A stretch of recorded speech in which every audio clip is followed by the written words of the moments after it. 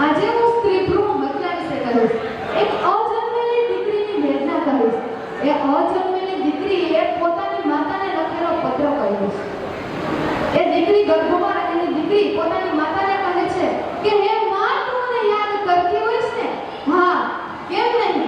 કેમ કે જ્યારથી ત્યજુ ત્યારથી આજ સુધી સૌથી વધારે યાદ પણ તે જ કરી હશે.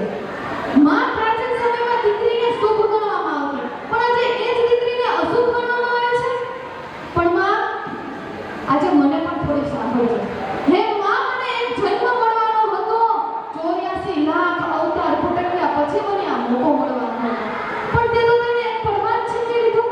શું ભાઈ જ બધું હોય છે? શું દીકરી તુલસીનો પ્યારો નથી હોતી? પણ તમારા બધા માટે તો દીકરી સાપનો પ્યારો કહેવાય છે. પણ માં, યાદ રાખજે, દીકરી વગરનું ઘર આત્મા વગરના શરીર સમાન હોય છે.